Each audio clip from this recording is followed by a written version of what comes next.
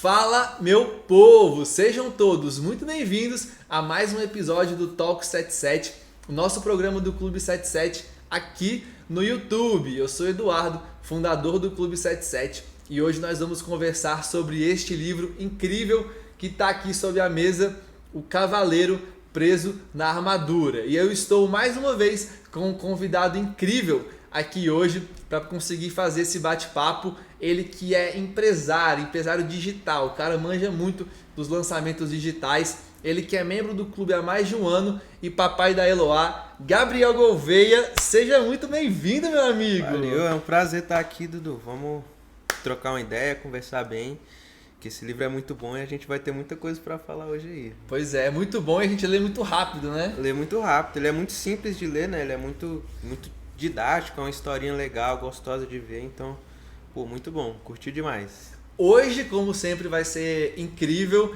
E antes da gente começar, meu povo, eu quero dar um aviso breve, rápido, que é, obviamente, convidando vocês a entrarem no Clube 77, entrarem no meu Clube do Livro. Lá a gente conversou sobre esse livro no mês passado, no mês de junho, e agora que estamos em julho, falaremos sobre outro livro. Então todo mês a gente lê um livro novo. Temos também o Clube da Bíblia. Está sendo uma experiência incrível conseguir receber cada vez mais pessoas e te convido. O link está na descrição para você acessar o nosso site ou o nosso Instagram e tirar dúvidas com a gente, caso tenha alguma.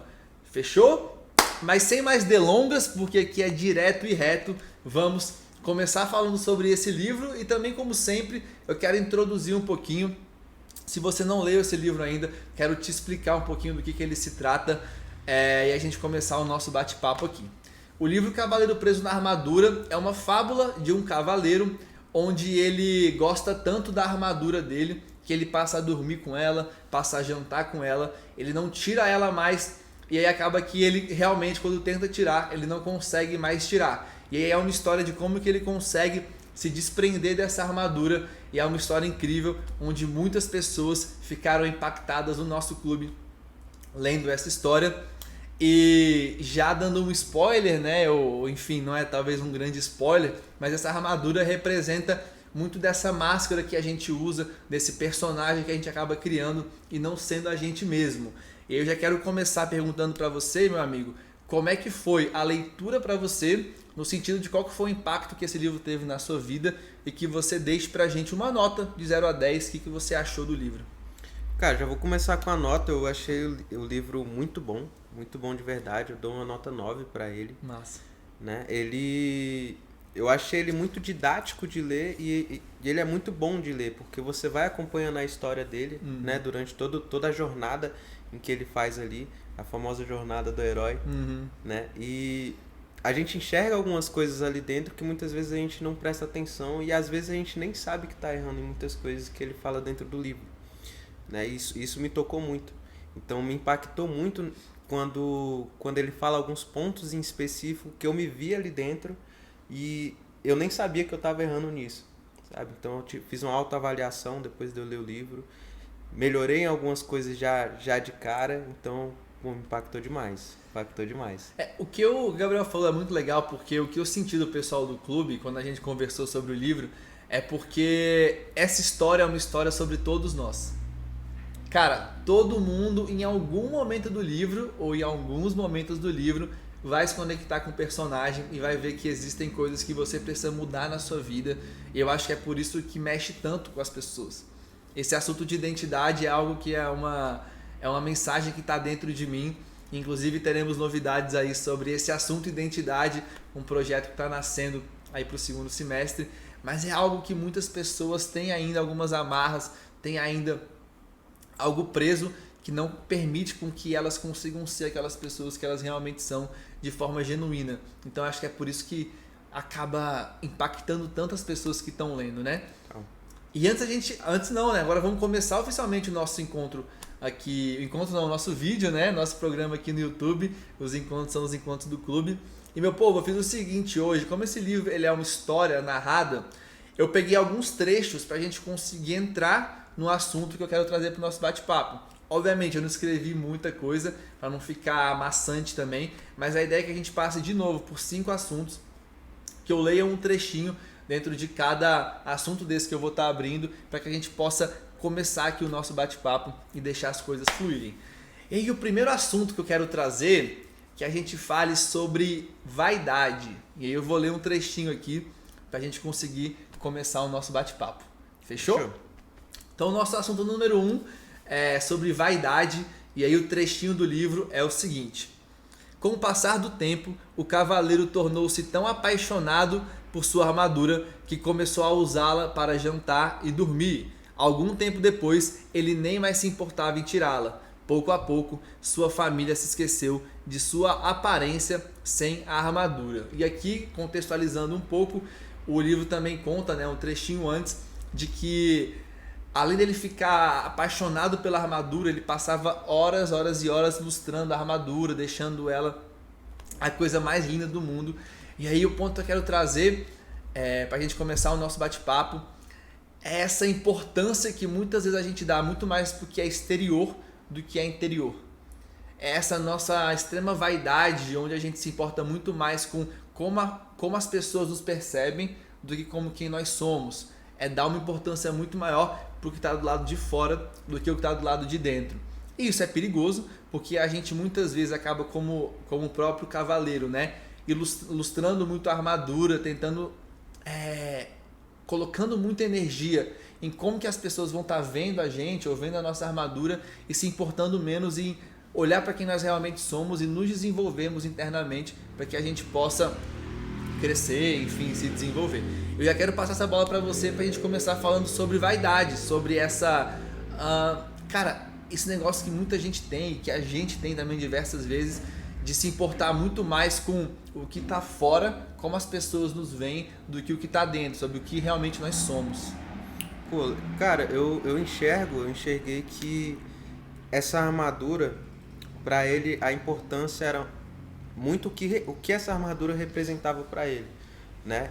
Uma coisa que me tocou muito no livro e que eu acho que não sei se passou despercebido para as outras pessoas, mas para mim me tocou, foi que ele falou o seguinte, que ele montava no cavalo, ia salvar as donzelas e muitas se sentiam agradecidas por ele estar salvando ela, mas muitas nem queriam ser salvas. E mesmo assim, ele ia salvar essas donzelas que muitas vezes nem queriam ser salvas.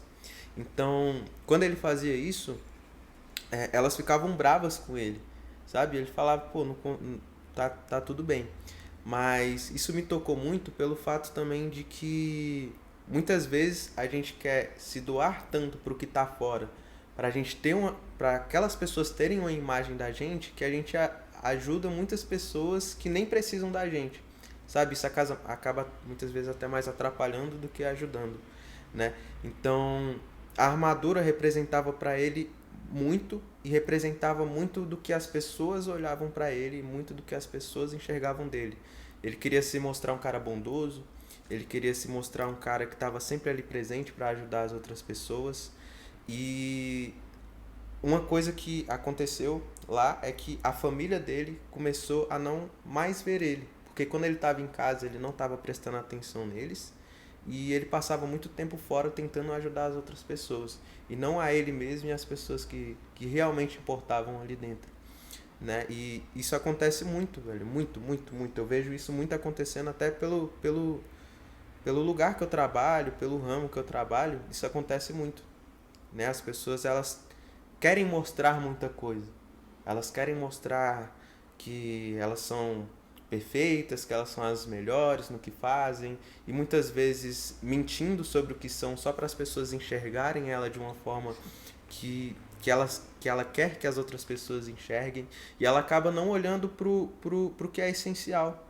Muitas vezes ele deixa o filho e aí o filho cresce, mesmo que o pai esteja ali, cresce sem o pai, porque ele não está presente na vida do filho. A esposa começa a não ver mais ele presente dentro de casa. Então acontece muito. E isso me tocou muito, sabe? Essa vaidade que ele quer trazer e a forma que ele quer se mostrar acontece, cara, muito hoje, né? E esse mundo de aparências é muito perigoso porque ele faz com que a gente supervalorize a opinião das pessoas que estão longe e subvalorize a opinião das pessoas que estão perto e que são realmente as pessoas que amam a gente. A gente dá um valor muito grande para quem talvez a gente nunca vai ter um convívio mais próximo. Cara, por diversos motivos. E as pessoas que realmente nos amam, as pessoas que realmente que são importantes pra gente acaba subvalorizando a opinião delas. Então, esse mundo de aparências é muito complicado porque realmente tem essa inversão, onde você começa a olhar muito mais para quem está longe e quem não gosta de você, e as pessoas que você ama e que te amam também acabam ficando meio que de lado, acabam ficando meio esquecidas. Aí você entra nessa criação de um personagem para conseguir agradar essas pessoas, e as pessoas que te amam nem lembram mais quem você realmente é, porque você entrou de tal maneira nesse personagem que você já esqueceu a sua essência, já esqueceu quem você é, vive para ser um ator de uma história que você quer criar, para como as pessoas vão te perceber, e aquele seu eu genuíno, que foi quem fez as pessoas que te amam ficarem apaixonadas por você, você deixou ele de lado, deixou ele esquecido, e como aconteceu com o Cavaleiro, ele nem lembrava mais quem ele era por dentro, e nem a sua família lembrava mais como ele era sem a armadura, né? E até eu acho que muitas vezes a gente trata até melhor as pessoas de fora do que as pessoas de dentro. Não só pelo que você quer mostrar, mas um exemplo que eu vi esses dias e que eu... Cara, foi muito impactante pra mim. Foi um pastor em que ele falou o seguinte, falou, cara, se eu for na sua casa hoje e eu for lanchar na sua casa e você vai arrumar uma mesa inteira pra mim, você vai colocar um pano lá em cima, o pano branco que você tem, o pano mais bonito para você me receber. E aí eu chego lá e você coloca um suco de uva para mim beber.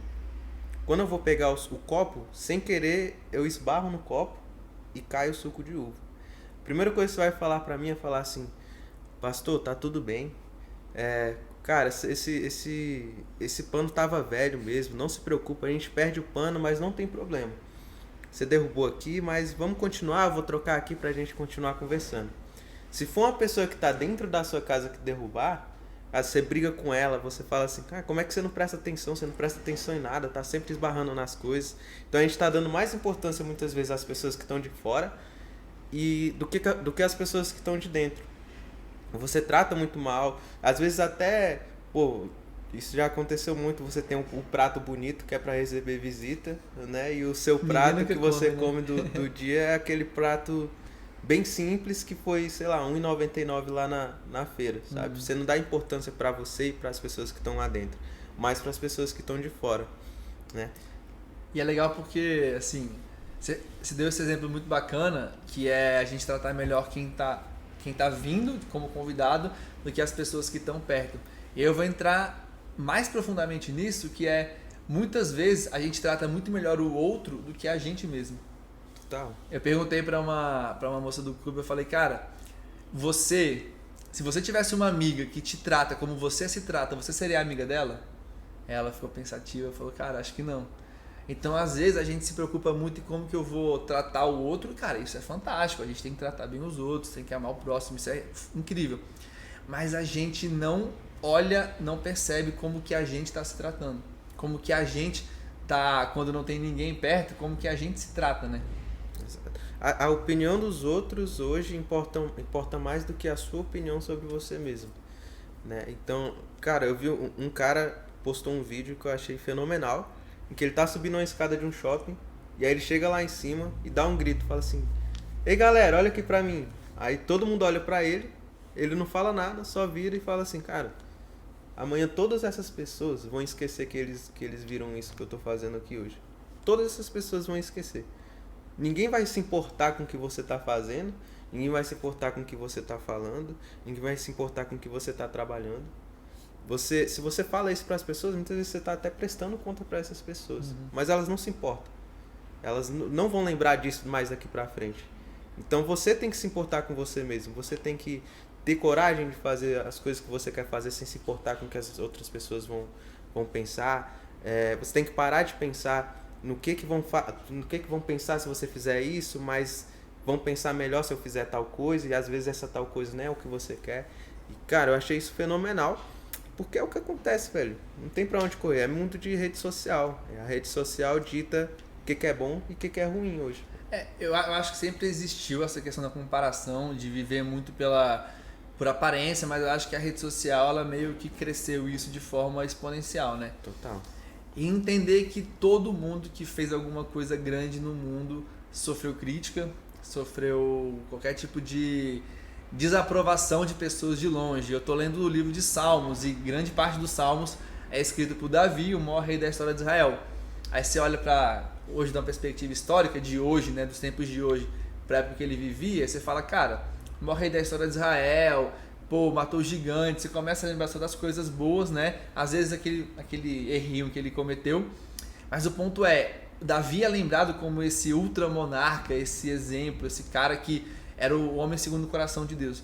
E aí você vai ler Salmos, você vê que tipo a forma como a vida dele aconteceu é totalmente diferente do que a gente idealiza hoje.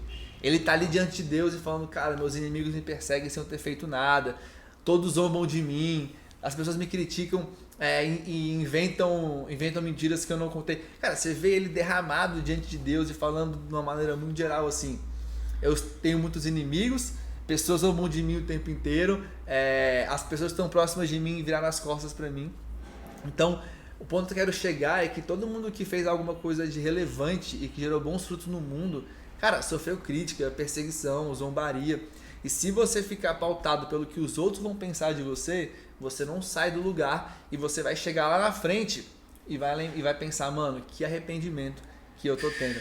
Tem uma frase muito bacana que eu li uma vez, eu não sei quem escreveu essa frase, mas que é: aos 15 anos você se importa muito com a opinião dos outros. Aos 35, 40, você não se importa mais com a opinião dos outros. Aos 65, você entende que ninguém estava falando sobre você. E o ponto é, será que vai precisar chegar aos 65 e entender que ninguém estava falando sobre você? Que ninguém estava, como você falou, que no dia seguinte que alguém falou alguma coisa sobre você, ninguém se lembrou mais daquilo e tocou a própria vida e você ficou amarrado naquele momento? É louco isso, né? É louco demais, ele é louco demais. E muitas vezes, tipo, os gênios que já viveram, todo mundo via eles até como louco, assim, né? Ele olhava as coisas que eles falavam e falava, cara, isso é impossível de acontecer. É totalmente impossível. E quando passava o tempo, se eles tivessem escutado e tivessem parado, eles não seriam o que eles são hoje, né? Então, cara, opinião realmente importa, mas de algumas pessoas específicas, você tem que saber, é uma coisa que você fala muito pra mim, fala muito para as pessoas, você tem que saber para quem você vai contar suas coisas e de quem você vai escutar aquelas coisas, né? Não é para todo mundo. Você não pode ficar contando suas coisas para todo mundo. Isso está até na Bíblia em algumas partes, né? Então, a gente não pode ficar se pautando em opinião de pessoas que muitas vezes são irrelevantes pra gente mesmo, assim, né? Não que ela não vala nada, mas irrelevantes pra nossa vida mesmo, né? O que ela vai falar e a crítica que ela vai colocar não vai fazer diferença na nossa vida. Elas não vão celebrar as nossas vitórias e não vão chorar o nosso choro, né? Elas não vão estar junto com a gente naquilo. Isso é legal que o Gabriel falou, porque é um exercício que eu falo pro pessoal, né? Pessoal fazer.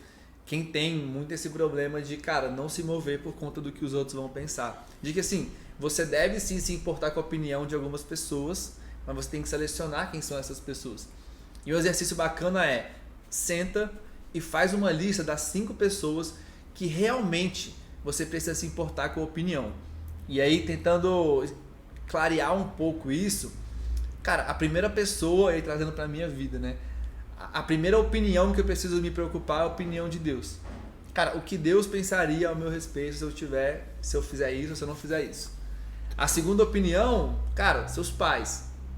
Honre seu pai e sua mãe sempre. E você precisa sim se preocupar com o que eles vão pensar de você. Porque, enfim, eles são seus pais e eles são autoridade na sua vida. Uma terceira opinião, talvez, cara, eu sempre falo isso, falo com o pessoal do clube. Esteja debaixo de uma liderança. Seja um mentor, seja um líder espiritual, seja o que for. Esteja debaixo de uma liderança, não ande por conta própria. E você precisa sim se importar com a opinião dessa pessoa, porque ela tem uma autoridade sobre a sua vida. E aí, um exercício que eu gosto também de fazer dentro dessa lista é o seguinte: olhe para as pessoas que estão vivas, mas também as pessoas que já morreram que você admira. e pense, o que essas pessoas pensariam de mim se a gente estivesse numa mesa batendo um papo e eu falasse para elas o que eu estou fazendo? O que os seus heróis pensariam ao seu respeito? Cara, o que os grandes homens pensariam ao seu respeito se você chegasse e falasse, cara, eu estou fazendo isso, isso, isso. O que as grandes mulheres que você, mulher, admira, diriam ao seu respeito, aquelas mulheres que você admira e que você tem como modelo, como referência. Eu acho que esse é um exercício muito bacana porque você entende que você começa a ver a vida de uma outra maneira e a forma como você vai fazer as coisas muda completamente. Até se você, por exemplo, se separasse hoje, criasse em dois de você, essa pessoa que saiu, visse o que você está fazendo, você ia se orgulhar ou você não ia se orgulhar?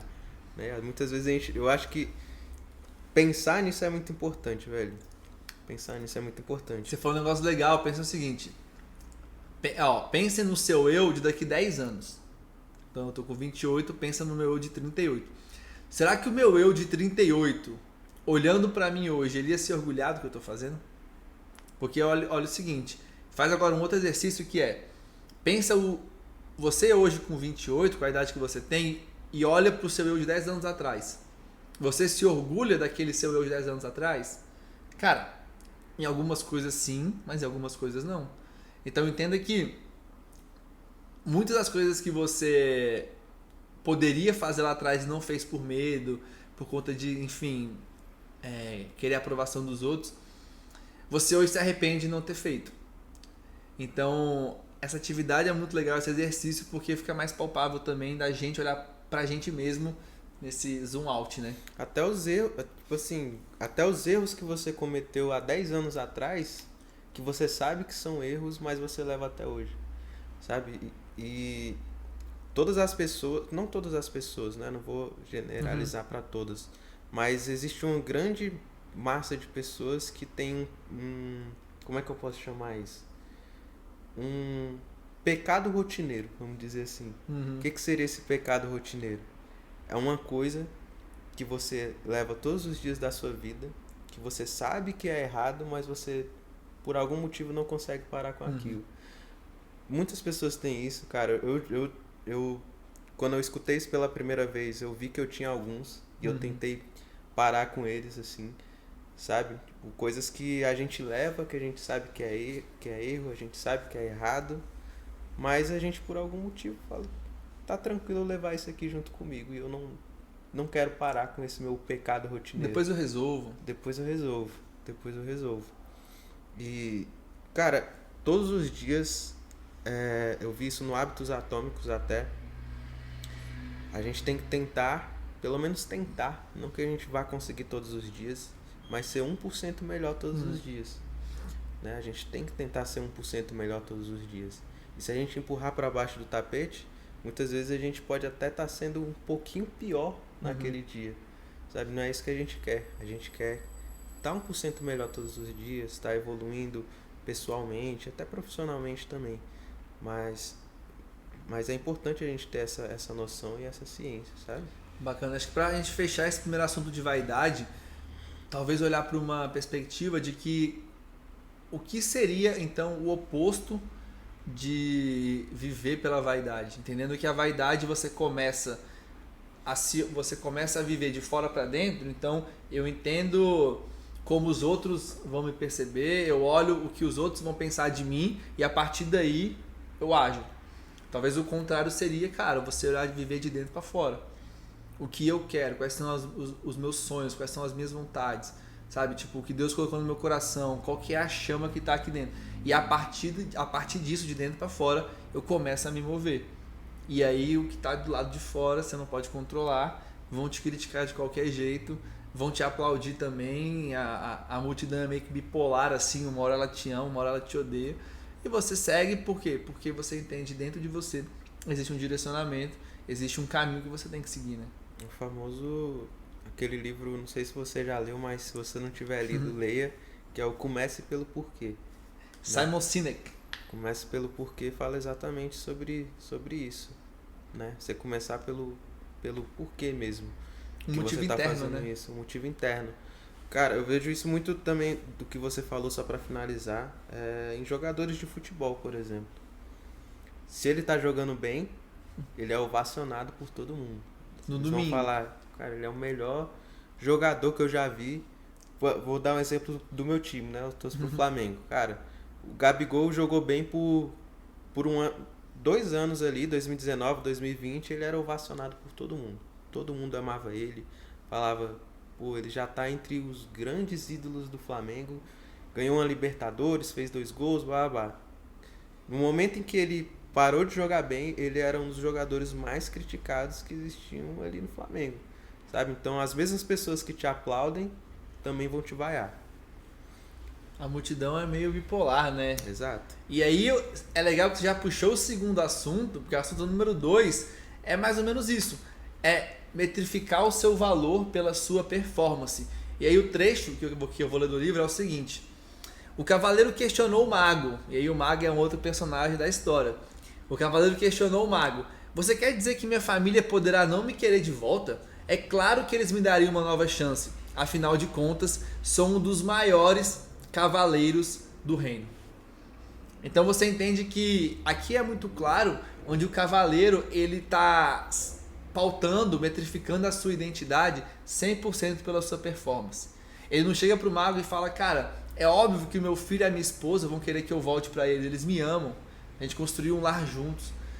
Cara, eu dei a vida pela minha esposa, eu que gerei o meu, a minha esposa gerou, né? Mas eu que criei meu filho e tudo mais. Mas não, o que ele fala é, eu sou o melhor cavaleiro do reino. E muitas vezes nós agimos dessa maneira. Nós não pensamos, cara, eu sou amado, sabe? Eu sou uma pessoa que eu tenho valor, eu sou validado pelos meus pais. Não, eu tenho que ser alguma coisa. Eu sou isso, aquilo, outro. E o problema de você metrificar o seu valor pela sua performance é que terão momentos difíceis, né? Terão momentos de complicação. E se você metrifica o seu valor pela sua performance, quando você está muito bem, você se sente extremamente valioso e querido e amado. E quando você começa a ter uma recaída, porque todo mundo tem na sua vida profissional, pessoal, aí você não se sente mais com tanto valor e você começa a ter uma crise de identidade. Então é muito perigoso isso, né? Metrificar o seu valor pela sua performance. Exato. E muitas vezes você metrifica pela sua performance e você quer que as pessoas olhem para você pelo que você já fez por elas e não pelo sentimento que você pode ter gerado ou qualquer outra coisa, né? Se uma pessoa se chateia com você, em vez de você escutar a chateação dessa pessoa, você vai falar para ela, mas pô, semana passada que eu fiz tal coisa para você, você não leva isso em consideração? Você não leva em consideração o quanto que eu te ajudei enquanto você estava mal? Quando você estava mal, era eu que estava do teu lado e agora você está reclamando de mim de tal coisa? Sabe? É isso que as pessoas levam. A gente nunca escuta a outra pessoa também. A gente não tem a capacidade, muitas vezes, de entender que a gente está errando. E que essa pessoa está enxergando que a gente está errando e isso chateia essa outra pessoa. Mas a gente leva em consideração só o que a gente fez por ela. E isso tem que ser mais importante até do que o que incomoda ela. E ela tem que levar isso, passar isso por cima, porque não é tão importante quanto os meus feitos, sabe? É menos do que nós fazemos e muito mais quem somos, principalmente as pessoas que a gente ama, né? Deveria ser assim. Então, o que a gente faz, enfim, seja, vamos pegar o lado positivo, né? O que a gente faz de bom deveria ser um plus que vai acrescentar aquilo que nós somos. Então, cara, numa perspectiva de pai e filho, esposo e mulher, enfim, de pessoas que se amam verdadeiramente, né? Eu te amo por quem você é e o que você faz por mim é um plus que acrescenta a esse amor que eu tenho por quem você é. E quando você faz coisas incríveis, eu vou continuar te amando não pelo que você fez, mas por quem você é. E quando você, ao mesmo tempo, quando você erra, comete um deslize, quando você vacila, quando faz alguma coisa que eu não gosto, eu não te desprezo, mas eu continuo te amando por quem você é. E o que você cometeu de erro tem que ser ajustado, obviamente, né? Mas o meu amor não diminui por você, porque eu não te amo pelo que você faz, mas por quem você é. Eu não te valorizo pelo que você faz, mas por quem você é. Total. Quando a gente vai muito pela performance, pelo que a gente faz, quando a gente erra, a gente tem muito mais dificuldade de admitir o erro e até de mostrar o erro que a gente tem. Porque a gente não quer tirar a visão do que as pessoas têm da gente. A gente fala, cara, eu sou muito bom. Fiz muitas coisas boas. Mas se eles descobrirem esse erro, acho que vai tudo desmoronar. Então a gente leva muito em consideração isso e não em consideração o que a gente realmente é, né? O que a gente tem por baixo da armadura ali pelo livro, né? E isso é muito forte, velho. Isso é muito forte porque a gente cria monstros na nossa cabeça que vão nos derrubar simplesmente porque a gente não quer perder a aparência que a gente tem para as outras pessoas, sabe? E é louco porque, primeiro, né? Temos que ser excelentes, temos que buscar ser excelentes. A gente tem que buscar fazer o melhor que a gente puder, dar o melhor que a gente pode e buscar os melhores resultados. Mas isso não pode metrificar o valor que nós temos. Então, Esse é o ponto. Também não é, então eu sou amado, a pessoa me ama e eu posso cagar e posso falar o que eu quiser, porque ela não pode diminuir o sentimento pelas coisas erradas que eu estou fazendo. Não é isso. Você tem que buscar ser excelente em tudo, mas o fato de você conseguir grandes resultados, isso não pode fazer com que você se veja mais valioso. O seu valor não pode ser metrificado através daquilo que você faz, mas de quem você é. Você não pode... Deus não te ama mais porque você fez alguma coisa por Ele, Deus não te ama menos porque você vacilou e pisou na bola. Obviamente, o que você planta, você colhe. E se você fez alguma coisa muito errada, você vai colher as consequências, porque existe uma lei universal que daquilo que você planta, você vai colher. E Deus não vai te amar mais porque você tá fazendo tudo certinho e você é a melhor pessoa do mundo. Deus te ama por quem você é, porque você é filho, não porque você tem uma performance incrível. Mas Ele se alegra se você fizer aquilo que tem que ser feito, você deixa Ele mais feliz, porque, né, é muito melhor quando você vive com uma pessoa que está buscando fazer o bem do que buscando fazer o que é errado, né?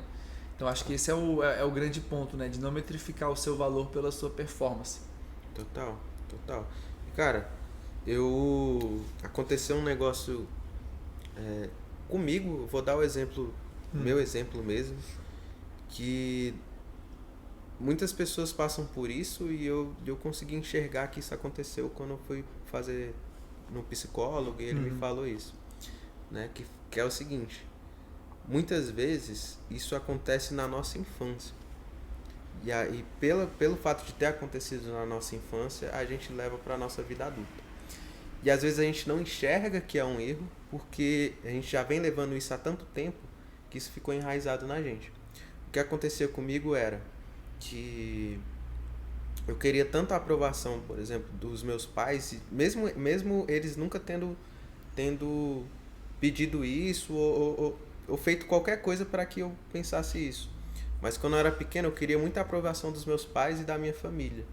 Então, eu comecei a fazer tantas coisas boas para eles, me mostrar bom mesmo, e eu realmente estava mostrando que eu era, mas com o tempo isso ficou quase que uma obrigação, sabe?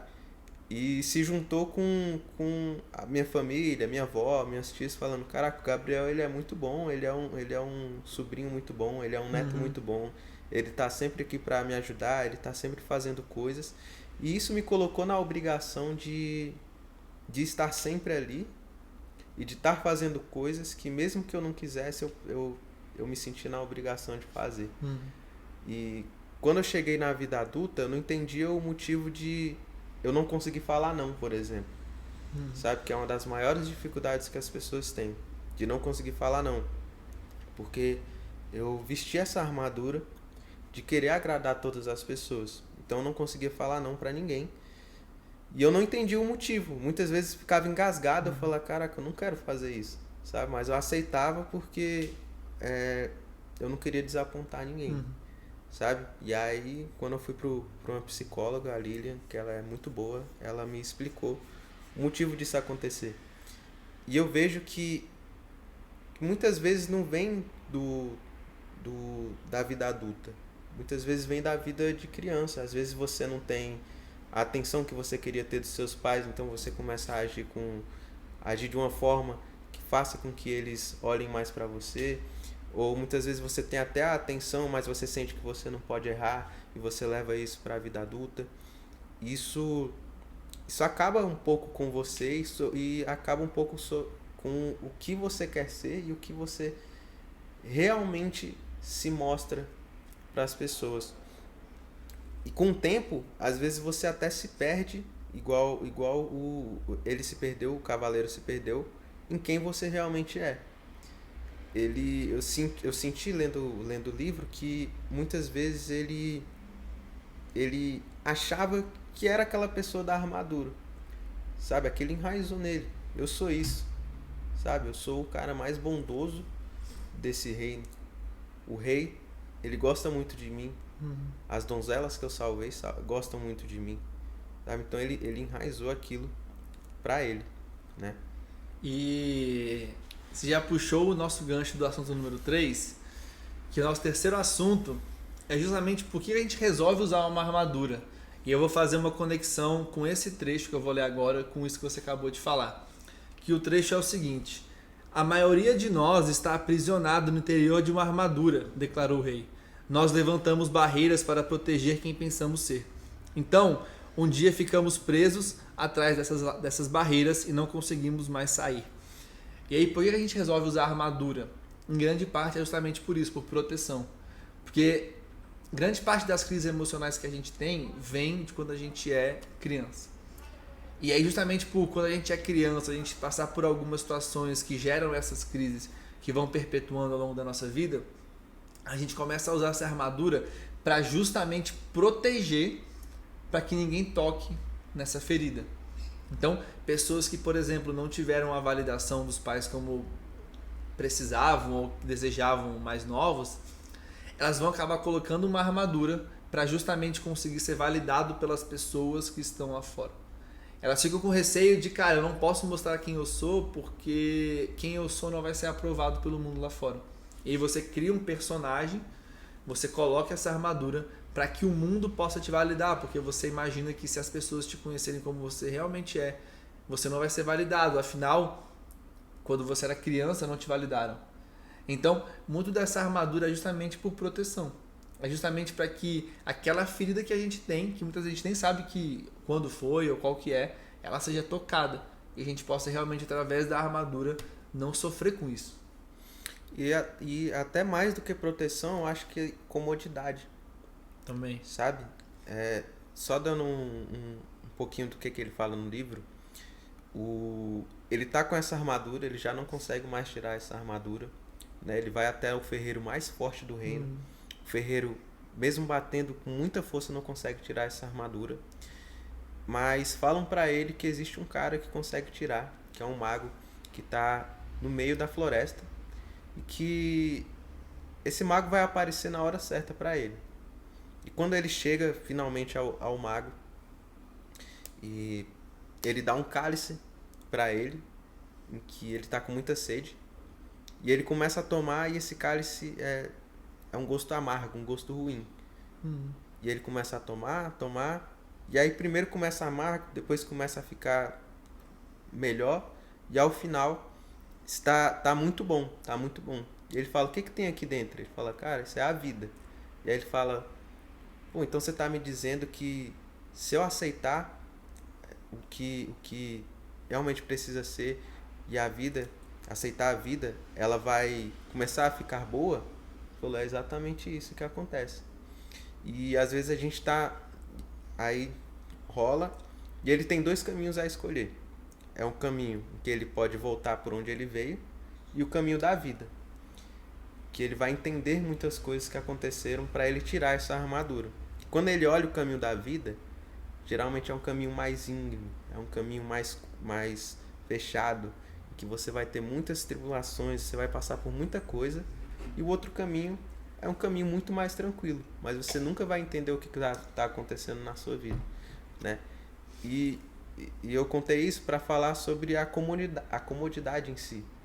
É muito mais fácil a gente olhar para o caminho da vida e para tentar entender o que acontece com a gente e desistir, porque vai ser um caminho muito difícil de percorrer, e do que voltar pelo caminho que a gente veio.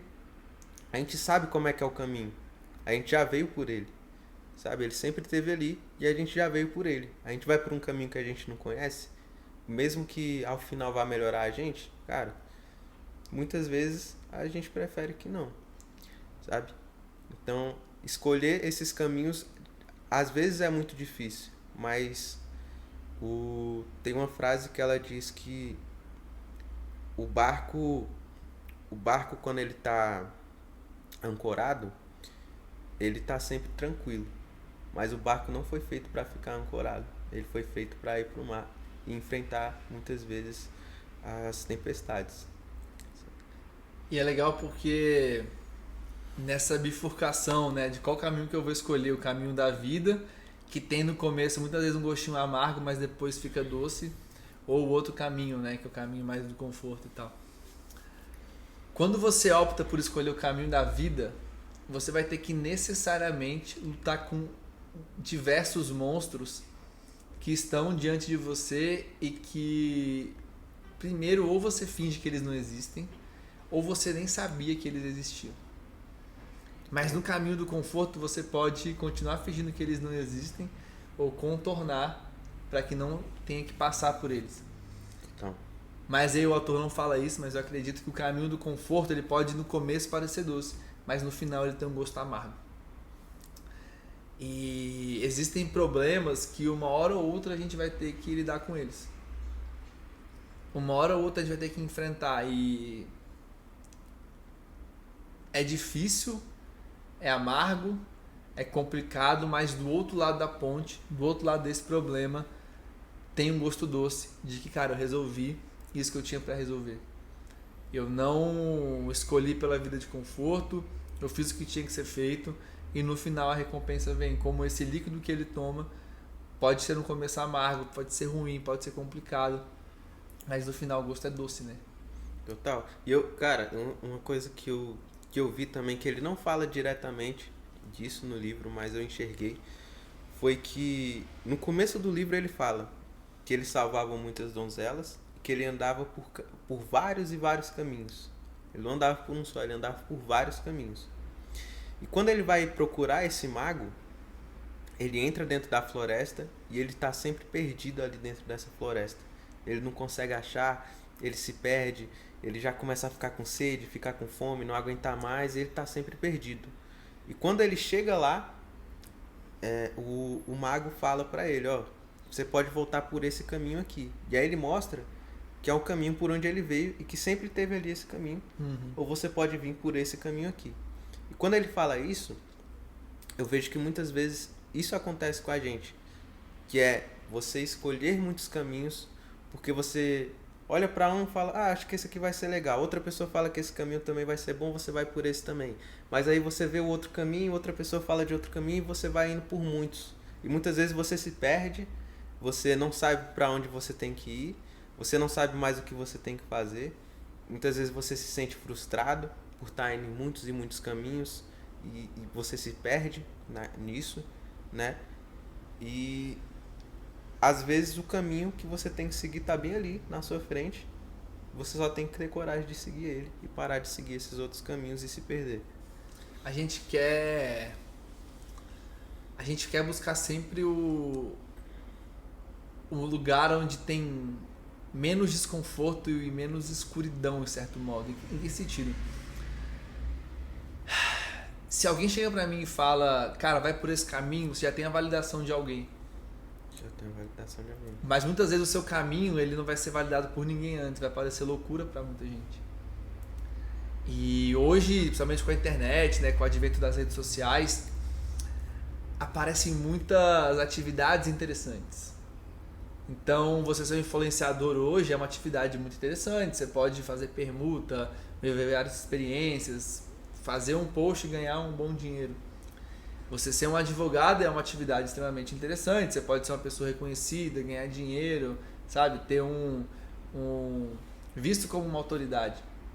Você ser, sei lá, um fundador de uma empresa de tecnologia também é uma atividade extremamente interessante. Você pode, muito rápido, conseguir fazer um bom dinheiro vendendo a sua empresa e tudo mais. Mas o ponto é, no meio desse mundo de atividades interessantes que a gente está vendo o tempo inteiro, todos os dias nas redes sociais, o que é realmente para você? Qual é a única coisa para você? Qual é o seu caminho? E às vezes a gente está parando, como eu falei, parando de olhar para dentro e vendo realmente qual que é o caminho que a gente tem que seguir, e olhando muito mais para o que os outros estão dizendo, o que é interessante, o que é melhor, o que o outro acha, e seguindo esses caminhos e se perdendo. E às vezes, que nem você falou, às vezes o seu caminho não tá validado por outra pessoa. Cara, eu via muito isso, não sei nem se você sabe disso, mas eu via muito isso em você, assim.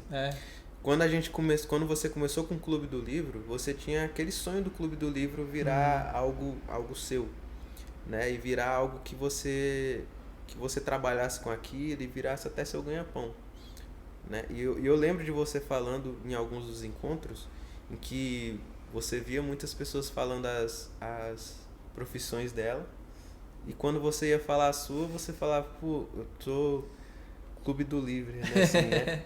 E você até às vezes ficava até com... Você disse que ficava até com vergonha muitas vezes de falar isso. Mas aí quando você percebeu que, cara, esse é o meu caminho, e eu acho que você percebeu que ninguém precisava validar aquilo, a não ser você, foi outra parada. Cara, a evolução que teve foi gigantesca. Hoje tem centenas de pessoas no clube, né? A gente já vê que você tem um orgulho muito grande em falar hoje, sacou? No que você faz e o caminho que você percorreu. Porque é isso. Se você fosse levar por outras pessoas, cara, quem que vai te validar falando assim, caraca, pô, eu acho que vai ser massa você trabalhar com o Clube do Livro. Você, pô, poucas pessoas vão falar isso, vão falar, cara, leva isso como um hobby, pô. Faz uma outra parada e leva isso como um hobby. Vai ser muito mais fácil pra você. Se você tivesse escutado isso, provavelmente você já teria parado com o clube. Mas, pô, você continuou. E hoje a gente tá aqui. E hoje estamos aqui. Uma das coisas que eu aprendi é que o nosso chamado, na grande maioria das vezes, não vai fazer sentido pra gente, muito menos pros outros. Deus chega pra Abraão e fala, Abraão, eu farei de você uma grande nação. O cara tinha 75 anos. Deus chega pra Moisés, que estava foragido, né, do Egito, porque ele tinha matado um cara, saiu, fugiu pro deserto. Deus chega e fala, eu vou usar você para libertar meu povo. Deus chega pro maior perseguidor da igreja, Paulo, e fala, eu farei de você o homem que vai propagar as boas novas pros reis e pros gentios, né, pros não judeus. E aí pra gente, muitas vezes, cara, tá maluco, eu vou fazer isso? Eu vou chegar, eu vou criar um clube do livro, eu vou conseguir viver disso.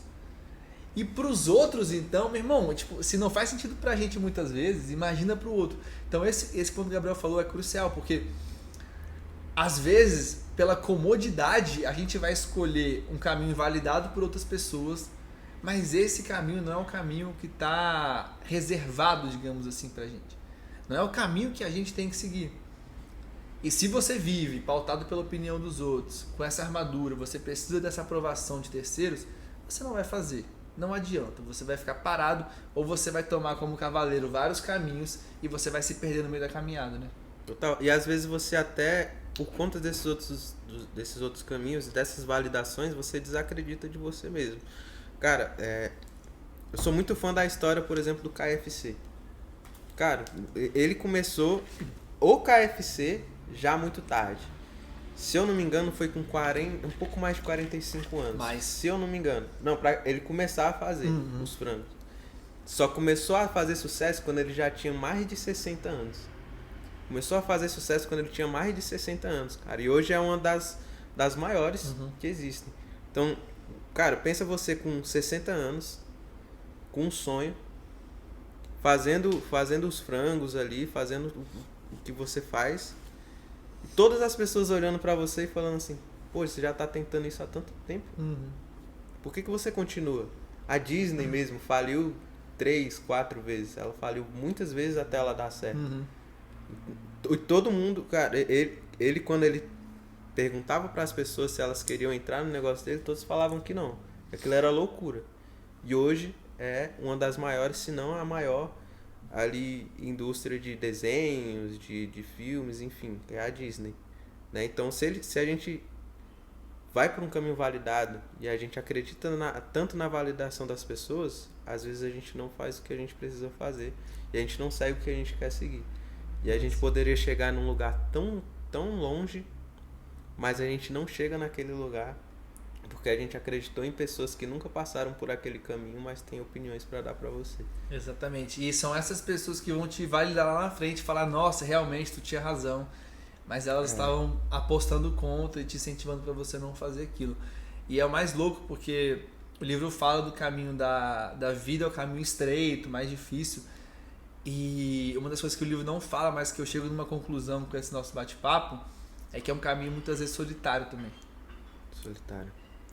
É estreito e como poucas pessoas querem ir por esse caminho, querem ir com você nesse caminho, você muitas vezes vai ter que ir meio que você e você mesmo e confiar em Deus e falar, Ele está comigo.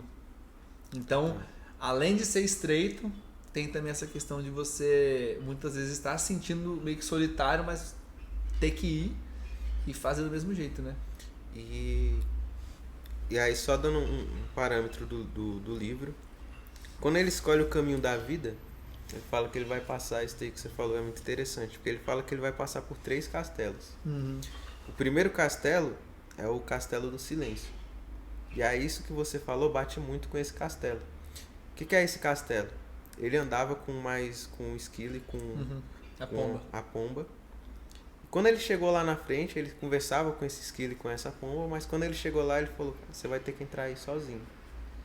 E ele entrou e ele ficou desesperado, porque era muito solitário e era muito silencioso. E ele ele tem algumas conversas ali dentro, mas ele percebe que ele não sabia ser sozinho. Ele sempre precisava de outras pessoas estarem junto com eles. E eu acho que pra gente chegar nisso que você falou, é uma estrada solitária. Sim, quando a gente tem esse propósito, é uma estrada solitária, mas pra gente conseguir passar nessa estrada solitária, eu vejo que a gente tem que conseguir também se amar acima de tudo. Porque se a gente não se amar, a gente automaticamente precisa de outras pessoas estando junto com a gente, porque a gente não aguenta a nós mesmos ali sozinhos.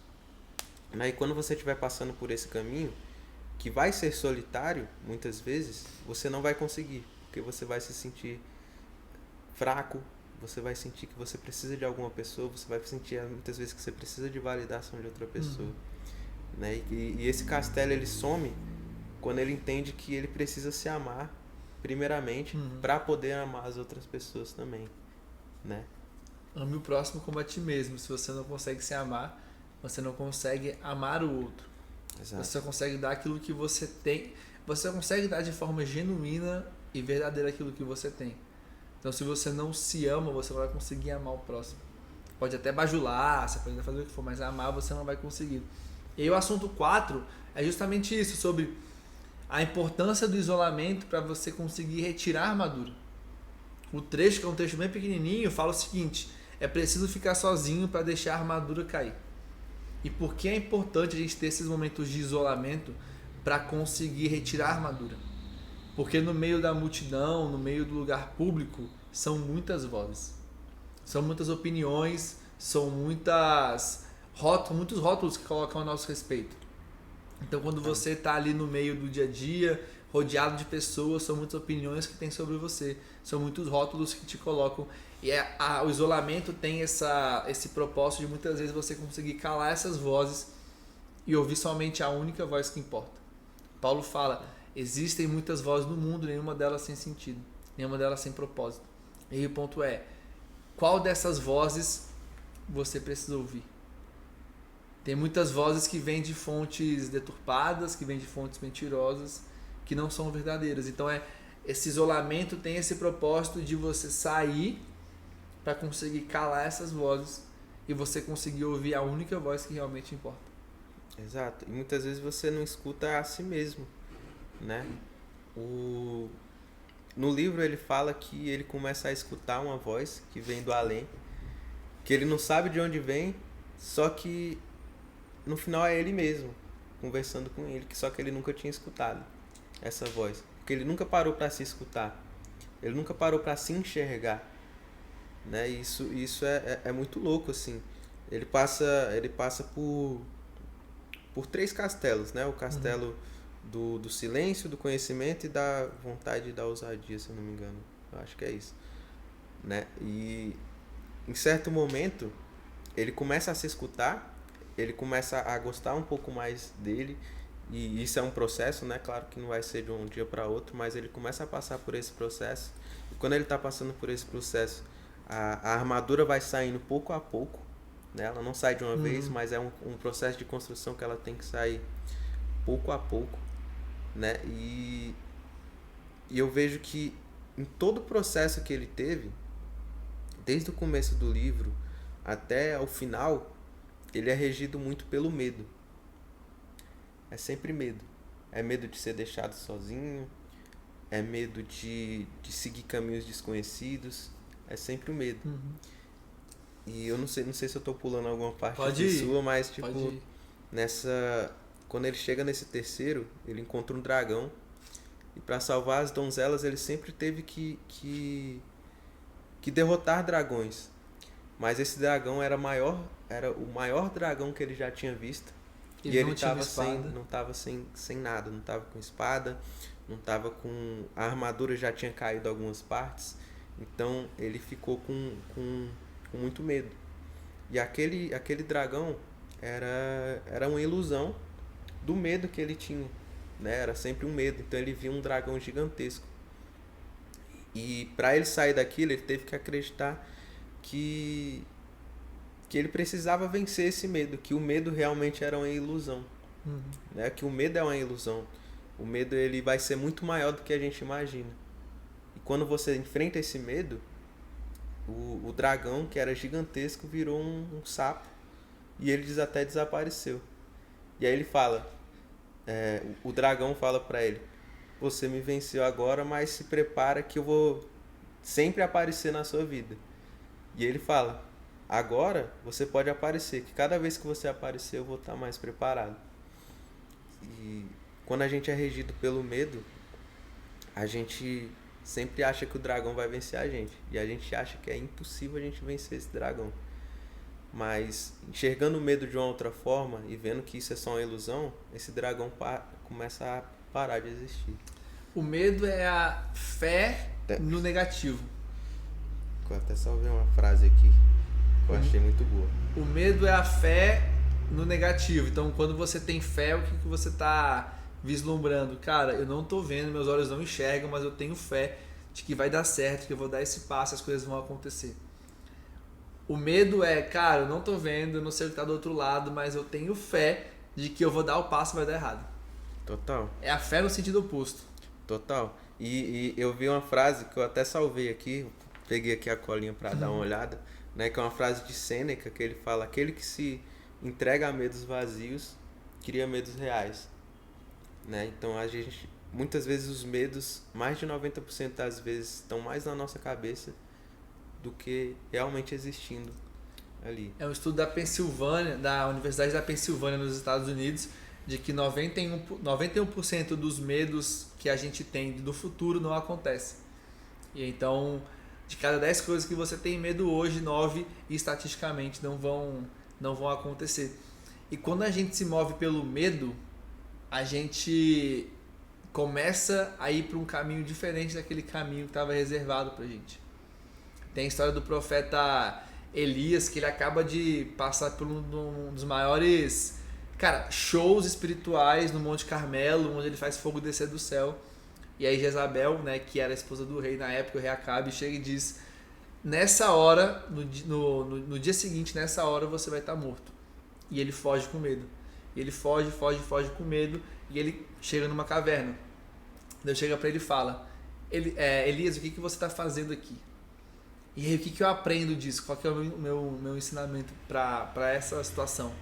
É o seguinte: Deus está perguntando para ele: cara, eu não te chamei para estar aqui agora. Por que você está aqui nesse lugar? Quando a gente se move pelo medo, a gente começa a tomar um caminho que não era o caminho que a gente deveria tomar. A gente chega num lugar onde não é o lugar que a gente deveria estar.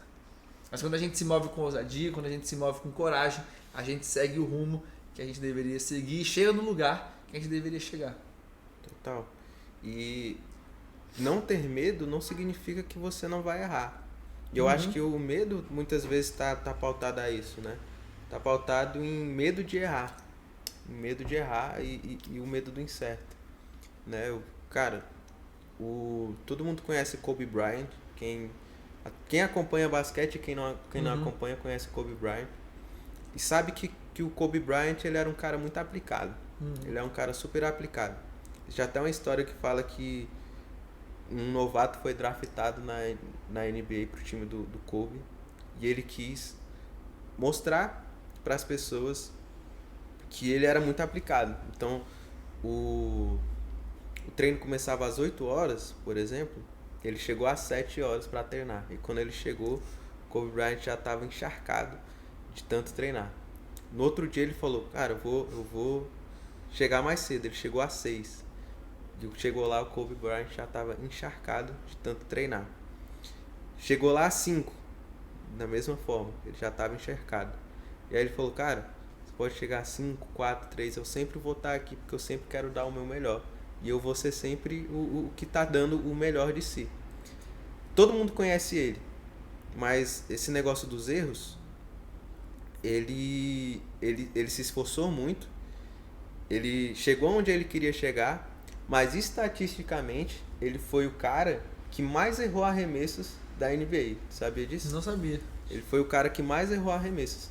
Caramba. Então, tipo assim, todo mundo olha pro Kobe Bryant como um cara muito top. Cara, ele alcançou, ganhou várias vezes a NBA, ganhou muitas vezes MVP, mas ninguém sabe quantas vezes ele errou para chegar ali. Ele é o cara que mais errou arremessos. Mas por que ele é o cara que mais errou arremessos? Porque ele é o cara que mais tentava arremessos também. Sacou? Então, errar, você vai errar. Mas os seus acertos podem ser tão grandes que os seus erros podem passar até despercebidos para as outras pessoas. E é legal porque isso tem um link muito grande com aquilo que a gente estava falando sobre metrificar o nosso valor pela nossa performance. Né? Quando a gente metrifica o nosso valor pela nossa performance, a gente vai dar aos erros uma importância muito grande na nossa vida. Ah, se eu errei, então eu não tenho valor. Se eu errei, eu não mereço. Tá. Cara, os erros vão acontecer. E apesar dos erros, a gente precisa prosseguir rumo ao alvo e fazer o que tem que ser feito, né? Todo mundo que venceu, todo mundo que conseguiu realizar os seus sonhos errou. Passou por situações que não desejava. Cometeu deslizes, mas a questão é não erre nas mesmas coisas, né? Continue avançando, continue melhorando. Em cada erro que você tiver, você vai melhorar. Não vai errar naquilo de novo e você vai continuar avançando. Então tem uma boa relação com os nossos erros, né? Tem uma boa... E eu digo até mais. Às vezes a gente está num lugar alto porque a gente errou muito. Né? A gente só chegou naquele lugar porque a gente errou. A gente sabe pelo menos o que não fazer. Às vezes você não sabe o que fazer com aquele erro, mas você já sabe o que você não deve fazer. Então você não vai mais seguir por aquele caminho. Então quando você não erra, você não vai estar preparado para coisas que podem acontecer no futuro. Os erros, eles te preparam para algo também. Tem uma estatística que os bilionários, acho que dos Estados Unidos, antes deles conseguirem criar a empresa que realmente gerou bilhões e fez a pessoa ficar rica, eles faliram 3,5 empresas. Os caras erraram muito, erraram e conseguiram. É a história do cara do McDonald's, né? Que ficou famoso o filme, tem até o livro aqui na biblioteca, onde ele, cara, tentou de tudo a vida inteira e também com idade mais avançada ele conseguiu, né, expandir o McDonald's e fazer o que o McDonald's se tornar o que se tornou hoje, né? Mas é ter uma boa relação com os erros. E o último ponto, meu povo, eu queria trazer aqui o nosso tópico número 5, que é um trechinho que a gente vê o seguinte. O cavaleiro está andando rumo ao último castelo e ele está, como o Gabriel falou, sendo acompanhado pelo esquilo e pela pomba. E a pomba vem voando com o espelho na mão. E o cavaleiro fica meio revoltado, fala, cara, esse espelho aí é um espelho qualquer. E a pomba fala, não, cara, esse espelho aqui, ele não te mostra como você tá hoje, mas quem você é de verdade. E aí ele olha o espelho e o trechinho é o seguinte: o cavaleiro se pôs diante do espelho e, para sua surpresa, em vez de um homem alto com olhos tristes, viu uma pessoa charmosa e cheia de vida, cujos olhos brilhavam. Quem é esse? Perguntou ele. É você, respondeu o esquilo. Você está vendo o seu verdadeiro eu. Muitas vezes nossas lentes estão deturpadas de quem nós realmente somos. Dentro de você existe uma pessoa linda que ela quer vir para fora, que ela precisa emergir. Mas a armadura não deixa, esse medo da opinião dos outros não deixa, e você fica escondendo essa pessoa. Você cria um personagem baseado nas características que você acha que as pessoas vão aplaudir, que as pessoas vão gostar, mas esse não é o seu eu verdadeiro. E aí, com o tempo, isso começa a ficar pesado, começa a ficar chato, porque você começa a carregar muita coisa que não é sua. Você carrega uma máscara que não é sua, você carrega relacionamentos que não são seus, que você não, o seu eu verdadeiro não teria. Você começa a carregar um monte de coisa que não é sua. E você fica com os olhos tristes, com as costas encurvadas, como o cavaleiro fica, né? Mas o seu eu verdadeiro, que é lindo, que você tem que colocar para fora, ele tá preso, ele tá colocado ali dentro, ali no fundo, porque você se importa muito mais com a opinião dos outros, de como as pessoas vão te perceber, do que como você vai levar a sua vida. Total. E ele fala ainda mais, né? Ele não gosta muito da aparência dele mesmo, né? Então ele não queria olhar tanto pro espelho. Uhum. Mas quando ele olha e vê aquele charmoso, cheio de vida, vê uma pessoa totalmente diferente, e ele fala, e o esquilo fala que é ele, esse é o verdadeiro eu, ele, se eu não me engano, ele fala que, cara, mas isso aqui não tem nada a ver comigo, isso aqui não sou eu. Esse cara aqui tá cheio de vida. Eu tô com a barba desfeita, tô cansado. E aí o esquilo fala, esse daí é aonde você pode chegar. Sabe? Então, não é se prender aonde você está hoje também. É se prender muitas vezes aonde você pode chegar. E aquilo ser o alvo para onde você quer ir. Né? Ser, que nem eu já tinha dito, ser pelo menos 1% melhor a cada dia. Mas isso que você falou do potencial é legal, porque realmente acontece isso na história, né? Onde algum dos personagens, não lembro quem era ao certo, fala, cara, esse é o seu potencial. E todos nós temos potencial, a potência de se tornar alguma coisa. E muitas vezes as pessoas tentam se elogiar assim, elogiar as outras assim. Ah, eu tenho potencial, a fulano tem potencial. Mas pra mim isso não é um elogio. Pra mim isso muitas vezes pode ser até uma crítica. Porque o elogio não é que eu tenho potencial, que você tem potencial, que você tem potencial. Todos nós temos. O elogio é eu consegui alcançar esse potencial. E é entender que existe um processo, existe uma jornada de que quem eu sou hoje não é a pessoa que eu possa me tornar um dia. Estamos em reforma, estamos nos desenvolvendo, estamos crescendo e avançando para nos tornarmos uma versão melhorada de nós mesmos. Mas uma versão melhorada de nós mesmos partindo da nossa versão original de fábrica. Eu sei quem eu sou, eu me amo, as pessoas que me amam me valorizam por quem eu sou, Deus me ama acima de tudo. E existe uma versão melhorada de mim partindo de quem eu sou hoje. E é a partir disso que eu vou todos os dias buscando ser 1% melhor até conseguir me tornar talvez essa versão 100% minha, essa versão melhorada. Total. E cara, isso é muito louco assim, velho. Isso é muito louco porque tentar ser sua versão melhorada também não é algo que é cômodo. Nem um pouco. Né? Pô, tu tem que deixar coisas pra trás, tu tem que deixar coisas que você gosta pra trás. Às vezes, um exemplo simples, mas você gosta de comer muita besteira, mas não faz bem pro seu corpo, pra sua saúde. Às vezes sua saúde ficou muito ruim e falam pra você, cara, você tem que parar de comer besteira. E você não quer deixar aquilo pra trás porque é muito melhor você comer uma coisa gostosa ali do que comer uma verdura, alguma coisa do tipo, né? Então, você não quer estudar, porque estudar demanda tempo, você não quer parar, ler os livros, você quer... Total, e quando a gente fala de potencial, cara, isso que você falou é muito legal.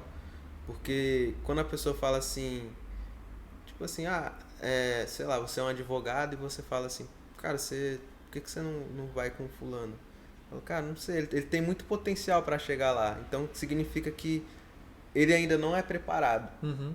ele ainda não é preparado. Ele só tem um potencial para chegar lá um dia, mas ele ainda não está lá, né? Então, estar preparado e mostrar o seu verdadeiro eu, e você conseguir chegar naquele verdadeiro eu, é muito difícil. Mas a recompensa sempre vem. A recompensa sempre vem. E primeiro a gente se desenvolve e depois começa a desenvolver as pessoas ao nosso redor.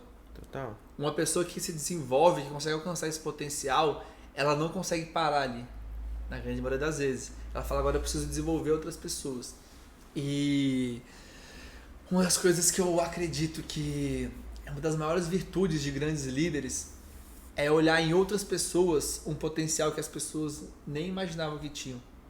É olhar para a pessoa e não ver ela como elas estão naquele momento, ou olhar pelo passado delas, mas no que elas podem se tornar um dia. Existem pessoas que te olham pela perspectiva, pelas lentes do passado. Então elas te julgam por hoje pelo que você fez na sua vida passada. Tem outras pessoas que te olham pela uma perspectiva de onde você está hoje. O que você faz no presente, onde você está, qual é o lugar que você está hoje. Mas tem as pessoas, e essas pessoas são as pessoas que a gente tem que procurar estar junto. Que são as pessoas que não olham a gente pelo nosso passado, nem por onde estamos hoje, mas pelo aquilo que a gente pode se tornar no futuro. Grandes líderes são isso.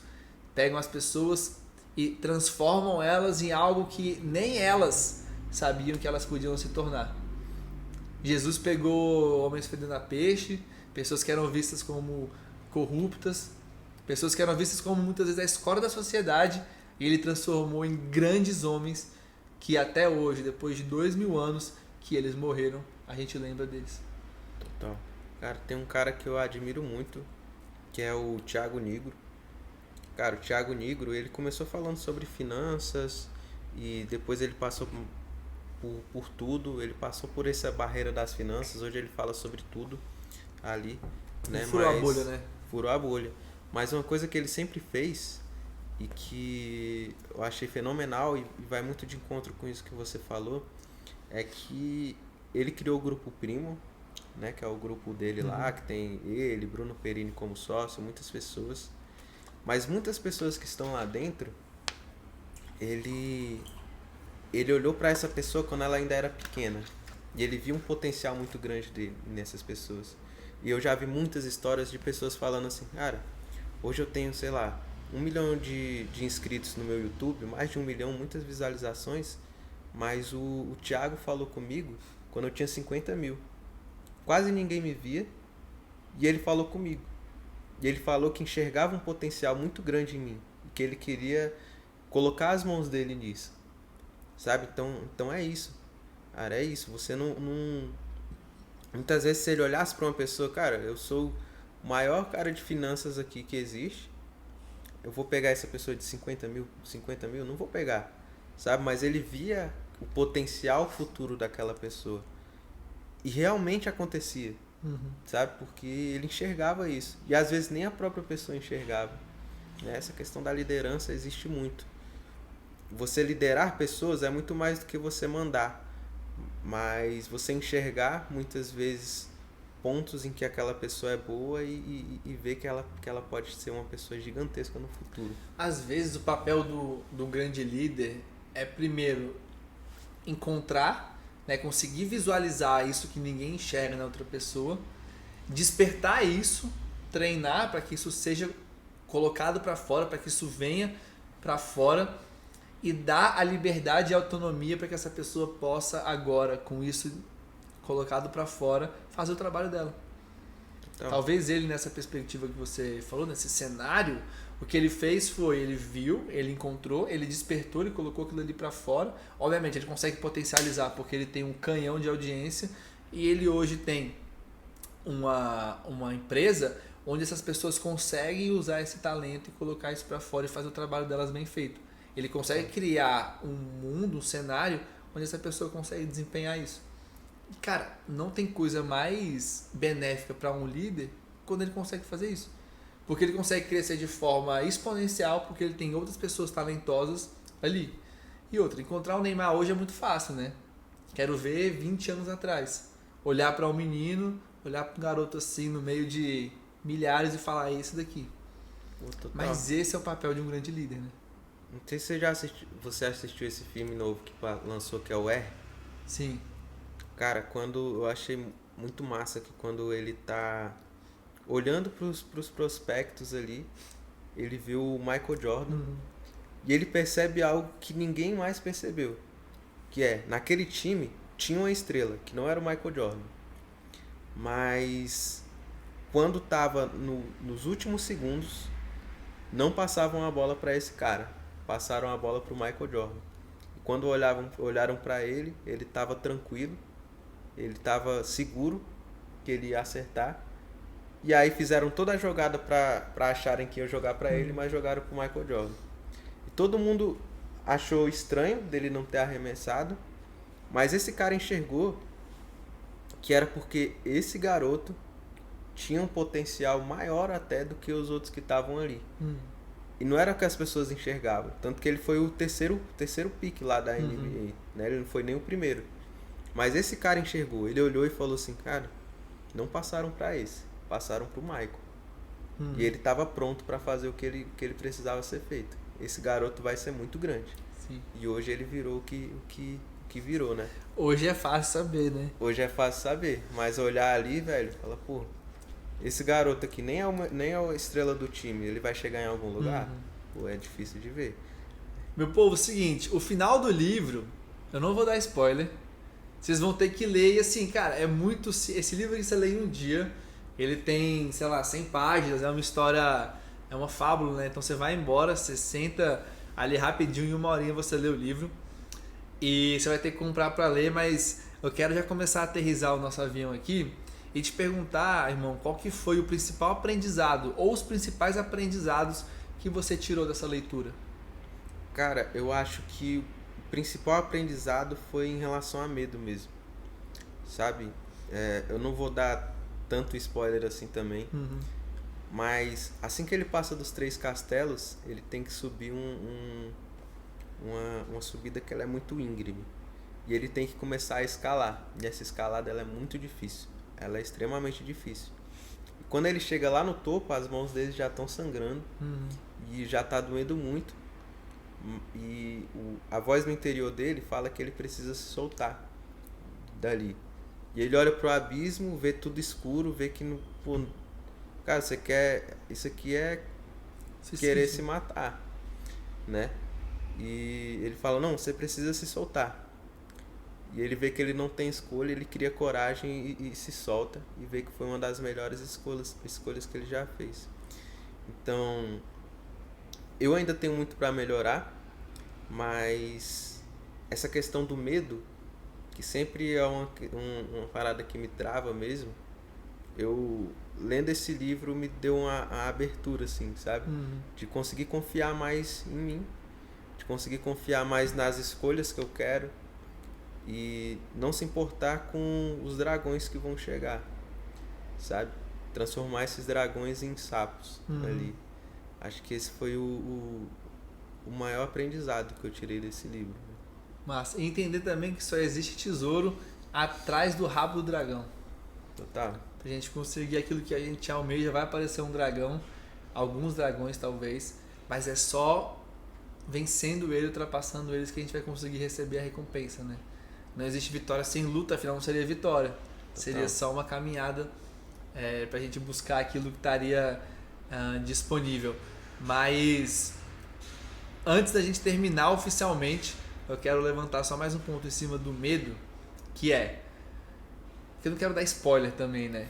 Mas dentro dessa questão do medo, você conseguiu pegar ao longo dessa leitura do livro, mudar na prática algumas coisas na sua vida, no sentido de que esse livro realmente te ajudou na vida prática? Cara, total.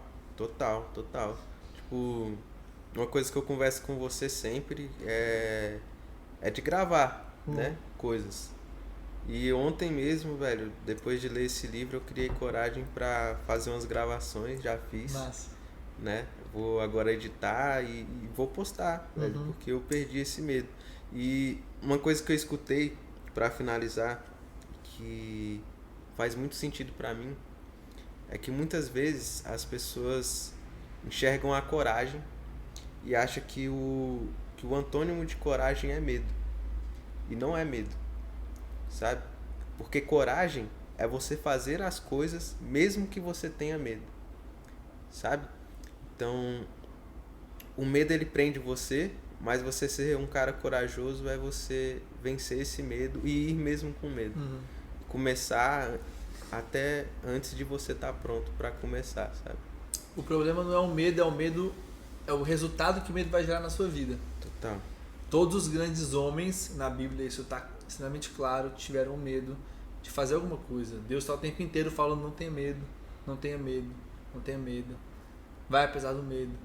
Então todos os caras que fizeram grandes feitos, eles tinham medo.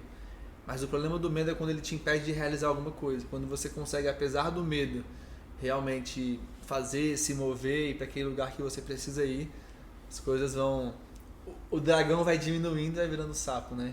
Aquele medo que você tinha só na sua mente, ele realmente, depois de um tempo, você vê que ele é muito, muito, muito menor. A minha relação aqui com o YouTube, cara, quando eu vislumbrei de começar um canal no YouTube, eu falei, cara, o dragão é muito grande. E eu estava juntando esse processo, você gravou um vídeo que não foi ao ar, né? Por conta do probleminha no áudio, mas no começo foi muito complicado, assim, de conceber isso, de falar, cara, é muito grande o desafio, o dragão. Mas quando a gente começa, vai diminuindo, né? Vai diminuindo o medo. E é legal por esse seu feedback. Eu achei que você ia falar alguma outra coisa relacionada à identidade. Bacana que você teve essa visão. E até um feedback pro pessoal aí que está assistindo a gente, de que são muitos aprendizados aqui nesse livro. O que eu acho mais legal é porque, independente da sua condição, da sua idade, cara, se você é homem, se você é mulher, onde você nasceu, a que pé está a sua vida hoje, em algum momento deste livro você vai se identificar com o cavaleiro e você vai ter algum aprendizado, alguma chave pelo menos que seja para a sua vida, né? Então, para a gente fechar aqui, meu povo, estamos chegando no final de mais um episódio. Muito feliz e muito grato por vocês estarem aqui até o final. Feliz pelo resultado, feliz por te receber, cara. Valeu, velho. Tamo junto demais, velho. É isso. Curtiu? Curti demais. Vai vir de novo? Sempre que você me chamar, eu vou estar aqui. Então tamo junto, ó. Dá um tchau pra galera lá pra gente fechar aí. É isso, galera. A conversa foi muito legal. E leiam esse livro, porque esse livro vai trazer muitos aprendizados, vai trazer coisas que vão realmente edificar a vida de vocês. Então, leiam o livro, se inscreve no canal aqui do Talk 7, né? E é isso. E é isso. Primeiro, tem que fazer o seguinte. Primeira coisa, se inscrever no canal. Então, se inscreva. Segunda coisa, ativar o sino de notificações para que sempre que a gente postar alguma coisa, você receber uma notificação. Tem vídeo todos os dias aqui, tirando domingo, porque domingo é dia de folga, mas de segunda a sábado tem vídeo aqui no canal. E, obviamente, entra no nosso Instagram, @clube77, @talk77. Lembrando mais uma vez, meu povo, temos o nosso Clube do Livro e teremos uma grande novidade sobre identidade no segundo semestre, sobre o assunto desse livro. Então segue a gente lá, fique por dentro de tudo, porque eu estou muito animado com o que está por vir aí nesse segundo semestre.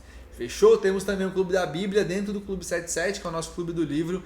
Então entre, se inscreva, tem em formato presencial, tem em formato online. Vai ser uma alegria receber cada um de vocês na nossa comunidade. Fechou, meu povo? Então, ó, fiquem com Deus, um beijo no coração e até o próximo vídeo. Tchau, tchau!